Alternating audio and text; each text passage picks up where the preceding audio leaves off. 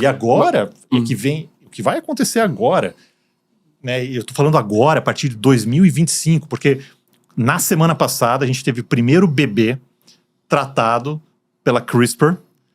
No começo do ano a gente teve o primeiro remédio, CRISPR. Agora o que vai acontecer... Contextualiza um pouco o que é CRISPR. Não, o que eu quero dizer é o seguinte, né, que você tá falando dessa questão de medicina e evolução cultural. O que vai acontecer de 2025 para frente agora é provavelmente a maior revolução biológica que a gente já teve na história da humanidade, que foi esse método chamado CRISPR, ou CRISPR, em que você consegue fazer edições genéticas muito simples e precisas, certo? Que foi o prêmio Nobel aí, né, de 2020, né, para as duas pesquisadoras aí que descobriram esse negócio. Então, basicamente, é o sistema imune das bactérias, que a galera já sabia desde a década de 80, só que aí viram que tinha uma sequência de DNA repetitivas ali, aí vai uma enzima, corta essa sequência, e isso é o sistema imune das bactérias contra vírus. E o que essas pesquisadoras aí descobriram, uma francesa e uma norte-americana, foi que você pode fazer isso para cortar o DNA teu, ou meu, ou de qualquer outro organismo, precisamente onde você quer, e além disso, você insere qualquer gene que você quer, faz uma correção daquela sequência. Que foi a maneira que fizeram um tal do como é que é? Desextinção, aí que falaram. Ah, tá. Do lobo terrível, mas lobo que não foi. Porque basicamente pegaram um lobo cinzento, normal, aí que tem por aí, beleza? Compararam o DNA do lobo cinzento com o DNA do lobo terrível, porque conseguiram sequenciar lá um fragmento lá de osso ou de dente desse negócio, e escolheram lá uns 9 genes que dariam características de lobo terrível. Mas características físicas ou comportamentais? Ambas, né? Acho que era mais físicas, na verdade. Cor, por exemplo, que ele é mais brancão, assim, do que os outros. Então, eles simplesmente modificaram, não houve desextinção, coisa nenhuma. Eles simplesmente modificaram, geneticamente, um lobo cinzento, utilizando essa técnica chamada CRISPR, modificando 9 genes, ou 10 genes, não lembro agora, para ter um jeitão, para ficar mais parecido com esse lobo. Mas seria o equivalente a eu pegar um tigre e editar ele para ele ter os dentes compridos e falar que eu desextinzei, qual que é o termo? Mas que eu trouxe de volta dente de sabre. Seria o equivalente. Mais ou menos isso, exatamente. Seria essa a ideia, é isso que a galera quer fazer. Tá. Claro que lobo cinzento e lobo terrível, eles divergiram, sei lá, 1 milhão de anos. Ou seja, eles têm muito mais do que 9 diferenças lá. Essa galera pegou as principais só para tentar fazer uma coisa que ficasse um pouco parecida. Mas o que é muito maneiro. O que é incrível, o que eles fizeram... Os zoológicos do futuro serão incríveis, né? O que eles fizeram, Fermento, assim, eles realmente não houve a desextinção do lobo terrível, ponto. Mas o que eles fizeram é absolutamente incrível. Porque eles realmente modificaram geneticamente, de uma maneira relativamente simples, uma espécie que a gente tem hoje. E isso abre as portas para você modificar o que você quiser no DNA de qualquer espécie que você queira. Tu acha que no futuro teremos zoológicos bizarros? Eu não sei, porque o grande problema do DNA é o seguinte, depois de um tempo ele deteriora. Entendi. Então a gente precisa... O grande empecilho nessa história toda é você conseguir ir lá nos fósseis ou nos ossos e assim por diante, e pegar DNA que seja viável para você fazer essa comparação, para você saber o que você tem que mudar nessa sequência. Uhum. Mas em algum momento a gente vai ter mapeado muito. Tipo, a gente sabe, mexe aqui fica verde, mexe aqui fica azul. Então, por exemplo, lobo terrível, pegaram, sei lá, um dente, um osso de 10 mil anos, conseguiram. Neandertal, conseguimos sequenciar o DNA. Então, assim, há 10 mil anos, 40 mil anos, 50 mil anos, a gente consegue sequenciar o DNA inteiro. Agora, no Tiranossauro Rex, que é um bicho de 66 milhões de anos, aí provavelmente já não vai dar certo. Agora, mamute, mastodonte, talvez até dente de sabre, potencialmente a gente vai conseguir fazer isso. Só que a gente consegue fazer isso na nossa espécie também. Isso entra na própria plausibilidade do Jurassic Park, né? Que, se salvo engano, eles pegam um mosquito que tá preso na seiva e tiram o sangue do dinossauro e misturam com o sapo ali e faz rolar. Perfeito. Mais ou menos por aí. Perfeito, essa é a ideia. Só que assim, esse método CRISPR, ele é muito mais fácil, é muito mais do que fazer do que qualquer outro método de edição genética que tinha antes. Porque você põe lá o que a gente chama de um RNA tracer, que é basicamente uma sequência que você quer cortar e inserir, e esse negócio faz. Só que o que vai acontecer nos próximos 25, 30 anos na espécie humana? Na espécie humana a gente não pode fazer essa modificação, porque as leis dos países não permitem. Você não pode chegar lá no embrião humano e fazer, não, eu quero que esse gene que eu achei aqui no embrião de olho azul vire olho castanho, por exemplo. Tá? A lei não permite que você faça Mas isso. isso rola. Não, até onde eu saiba não rola. Já teve um coreano, um chinês lá que fez, na verdade, tá? O Jason acho que sabe essa história melhor do que eu, mas parece que já fizeram algo assim, mas não pode, na verdade. Tu tinha citado que aconteceu recentemente? Não, aí é o seguinte, uma coisa é você fazer essas modificações genéticas em embriões para, por exemplo, você escolher cor de cabelo, cor de olho, coisa desse tipo, porque a galera muitas vezes chama de nova eugenia. Embora eu não goste muito desse termo, porque não é uma coisa que vem do Estado, é uma coisa que seja uma decisão própria. Mas hoje você não pode fazer. Agora a gente consegue, né? O que essa tecnologia está permitindo é a gente tratar doenças. Então tem uma doença que chama anemia falciforme, que você tem ali os glóbulos vermelhos do sangue, e se você tiver uma determinada mutação, essa hemoglobina ela é diferente, e a hemácia, que é a tua célula vermelha, em vez de ser sei lá, parece um hambúrguer, ela fica na forma de uma meia-lua. E aí não transporta tão bem o teu sangue no corpo. Aí tu sofre pra caralho, é uma vida horrível. Exato, exatamente, chama anemia falciforme.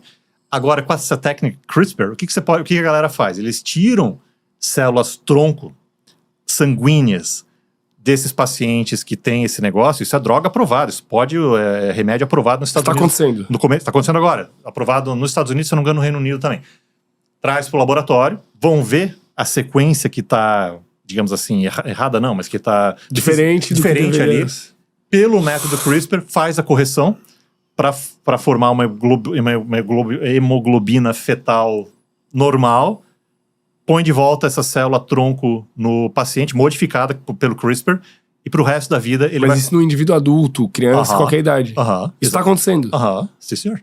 Tá, está começando agora, está começando esse ano. E aí esse do bebê, é um bebê que nasceu...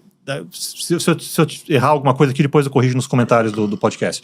Mas é uma deficiência de uma enzima de amônia, se eu não me engano. Então é uma doença lá que vai acumulando muita amônia e não consegue soltar essa amônia, ela é tóxica para o corpo. Né? A amônia ela é um produto do nosso metabolismo, a gente tem que soltar esse negócio pela urina, senão é tóxico, né?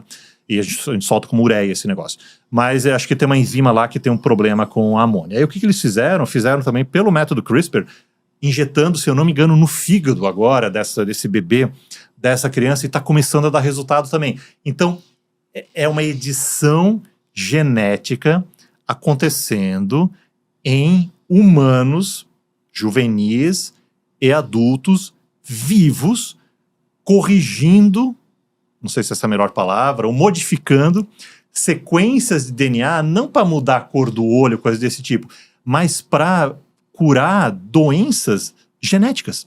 Que causam sofrimento extremo. Exato. E aí que é interessante, porque muita gente não entende o quão importante é a genética. Boa parte das doenças que a gente tem hoje tem um cunho genético, o fermento. Porque assim, os grandes problemas de varíola, quando a gente resolveu já. Tá? Então o que a gente tem hoje? A gente tem transtornos mentais, tem depressão, esquizofrenia, coisa desse tipo, tem câncer. E a hereditabilidade, ou seja, o componente genético dessas doenças é bastante alto. Em vários desses transtornos mentais, esquizofrenia, depressão, cara, chega até 80%. Caraca. Tanto que você vai no psiquiatra, coisa desse tipo, a primeira coisa que vai perguntar, se tem mais alguém da tua família que tem esse tipo de transtorno, você vai no cardiologista, que é a primeira coisa que ele pergunta, você tem algum pai, a tua mãe ou teu pai tem problema de coração? Você vai no médico, sei lá, de intestino, vão perguntar a mesma coisa, porque várias dessas doenças têm um componente genético bastante forte. Mas então a gente não tá chegando do dia em que será possível eu tomar uma pílula e mudar a cor dos meus olhos. Não, assim, a gente tá muito longe. Não, mas tipo, não é algo irreal de se pensar daqui 50 anos. Mexendo no embrião, o embrião é aquela primeira, o zigoto principalmente, é aquela primeira célula, certo? É quando o óvulo junta com o espermatozoide vai formar o zigoto. Se você mexer lá, qualquer mudança que você vai fazer lá, todas as suas células depois vão ter essa mudança. Tá. E isso dá para fazer hoje, tá? Não precisa esperar 50 anos. Tanto que fizeram com o lobo cinzento, pegaram o zigoto do lobo cinzento, modificaram por CRISPR 9 genes, não saiu um lobo cinzento, saiu um lobo cinzento geneticamente modificado com características do lobo terrível. Eu sabendo a mutação de cor de olho, né? Cor de olho é uma coisa multigênica, mas tem um gene especial que realmente é importante para você ter cor de olho azul, que é basicamente você não ter tanta melanina ou não ter melanina no olho. Hoje, é tecnicamente possível você ir lá no embrião e mudar essa coisa. No indivíduo adulto já é mais complicado, certo? Porque aí já está formada a estrutura. Mas, por exemplo, as células sanguíneas, elas são formadas o tempo todo lá na medula. Tá? Então, a anemia, essa anemia falciforme, você consegue mudar no adulto também. Tá? Só que aí você tem que botar uma célula tronco ali, que vai fazer a hemoglobina. Então, e aí ele se cura. Tipo, é uma modificação permanente. O cara fez o procedimento uma vez, deu certo, ele é outro indivíduo. Ele é o mesmo indivíduo, só que agora ele vai fazer uma hemoglobina que não tem aquele defeito, vamos botar dessa maneira. E quando ele se reproduz? E quando ele se reproduz... Aí não. Porque ele vai mexer... Aí não. Porque aí na célula germinativa dele... Pode ter o problema. Aí vai estar lá. Né? Então isso aí não. Sim. Então isso aí não vai passar para frente essa característica, tá? Então nesse caso... Eu acho super vantajoso, não tem nada a ver com eugenia, né? Mas eu acho super vantajoso esse tipo de tratamento. Isso provavelmente vai ser uma revolução. Claro que tem que ver se não vai ter efeito colateral, uma série de outras coisas. Porque uma vez que você muda, não é sempre um gene, uma estrutura, um gene, uma característica. Às vezes um gene ele vai afetar outras características que a gente nem sabe que são. Então isso aí vai levar um tempo ainda. Mas, por exemplo, acho que a gente até fez essa pergunta. É possível comprar um editor de genomas por uma grana absurdo? Eu consigo comprar se eu quiser um. Não, se você for aqui fazer um exame de sangue aqui em Floripa e você pode por, sei lá, 300 pila, 300 reais ou 400 reais, você pode fazer um screening genético para possíveis doenças que você eventualmente tem. Então isso aí você compra hoje na farmácia. Mas se eu... Não, mas a da edição não. Aí assim, hoje, né, até onde... Aí você entra toda na questão ética. Né? Hoje, até onde eu saiba, a lei não permite. Não permite eu comprar, simplesmente. Não, tá. aí não dá para fazer. Isso vai ter que ser discutido, aí vai ser discutido legalmente, se pode ou não fazer. Isso aí vai gerar uma loucura aqui que eu pensei, por exemplo, o meu gato, né, o Morfeu, ele é de uma raça, né, o Maine Coon, que tem características que são mais valorizadas, características que são menos valorizadas. Então, a cor, por exemplo, cara, não deve ser... Imagino eu, né, com a minha ignorância biológica aqui, mas não deve ser muito complexo os genes que determinam a cor do gato. Por exemplo, eu sei que essa espécie é muito comum ter 6 dedos também, não muito comum. Mas os que tem 6 dedos, eles são mais caros. É mesmo? Então, o gene que determina ele ter 6 dedos talvez seja algo relativamente facilmente mapeável. Cara, a hora que o capitalismo se apropriar da edição de genomas e tiver alguma brecha na lei... Vai virar uma loucura, tu vai comprar um gato azul, sei lá, um gato que brilha no escuro igual a água viva, igual os ratos lá que brilhavam no escuro. Não, mas o capitalismo já tomou. A Charpentier, que é Emmanuelle Charpentier, que foi uma descoberta das que ganhou o prêmio Nobel, que descobriu o CRISPR, e a Jennifer Doudna, se não me engano é o sobrenome dela, fundaram uma empresa chamada Vertex. Então elas têm uma empresa que faz esse negócio. Então esse remédio é de uma empresa que essa galera fundou, mas para tratamento médico. Sim. Entendeu? O que você está falando agora, que aí é o que a galera está chamando de nova eugenia, né? Que é para, sei lá, para ficar mais bonito, para mudar isso, aquilo que você quer eventualmente mudar. Aí não, né? Aí tem a questão técnica que não há a menor dúvida que isso vai ser factível, talvez não para todas as características, mas pelo menos algumas, aquelas que são mais pontuais. Você faz uma pequena mudança e já tem uma mudança no fenótipo e não afeta outros genes. E por que eu tô dizendo isso? Por que eu sei que isso é possível? Porque fizeram no lobo cinzento.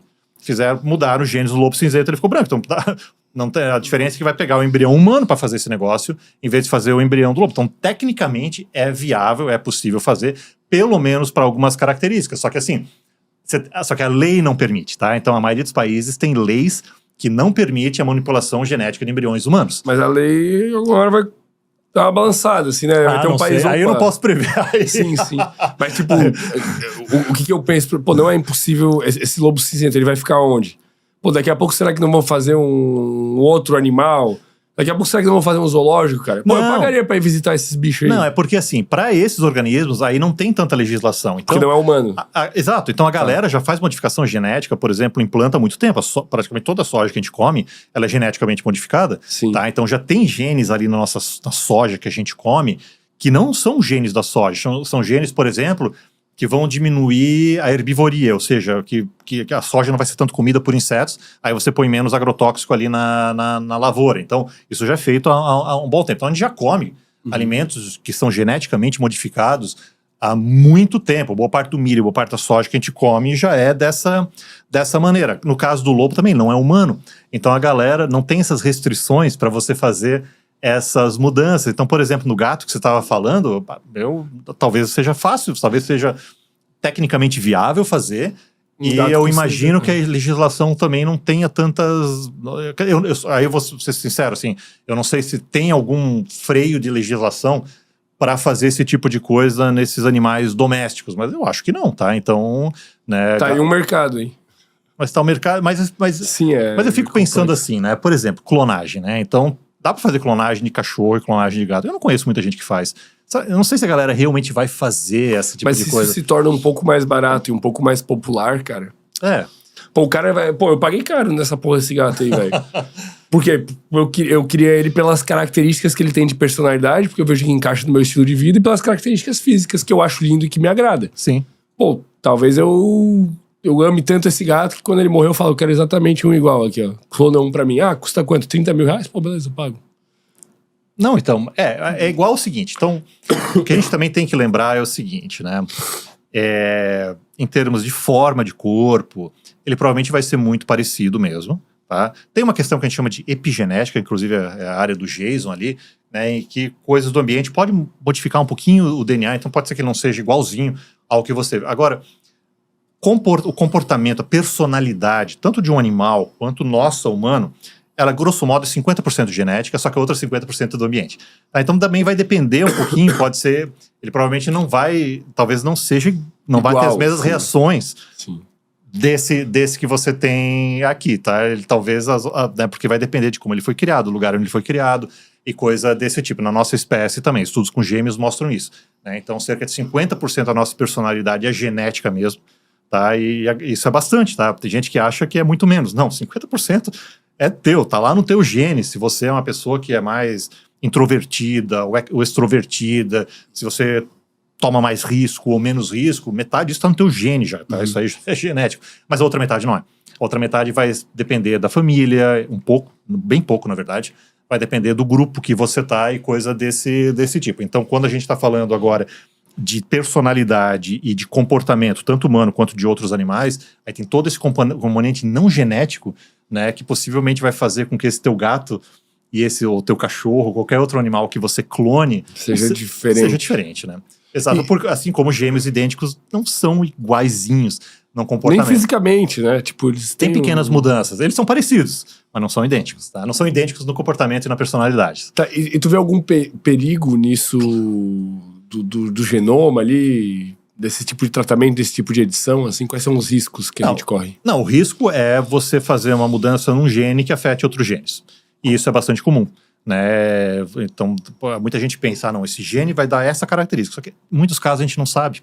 A gente não sabe se uma mudança nesse gene sei lá, ele pode codificar ou pode ajudar a codificar um fator de transcrição que vai ativar um outro gene lá na frente. Então isso tem que ser muito bem estudado, né, para ver se aquela modificação eventualmente não vai ter efeitos colaterais, né, não vai mexer em outras partes do genoma que eventualmente não sejam tão bacanas. Mas o que é interessante do CRISPR, que é um método muito fácil e muito preciso de edição e modificação do DNA. Então você põe lá uma sequência que eu quero que mude aqui e põe o gene nesse lugar, ele vai lá e faz esse negócio. Tá? Então isso aí nos próximos... Esse negócio já está no ar faz uns 10 anos, tá? Esse negócio do CRISPR. O prêmio Nobel foi em 2020, só que começou de fato agora em 2025. Até daqui uns anos, vamos fazer um papo com o Jason. Talvez em 3, porque o Jason gosta dessa coisa, ele é mais essa parte... Não precisa daqui uns anos, a gente faz um agora e um daqui uns anos daí pra... faz até o final do ano, pra ver como essa coisa vai se desenrolar neste ano. Tanto no caso da anemia falciforme, né, quanto no caso desse do bebê, que está sendo tratado agora, né? Isso é coisa que está acontecendo agora, nesse ano, com esse método chamado CRISPR. Aí tem o lobo, então, cara, isso aí tá começando a pipocar. A galera já tá trabalhando nisso há uns anos, tá? Mas agora tá indo pro mercado mesmo, esse tipo de tecnologia.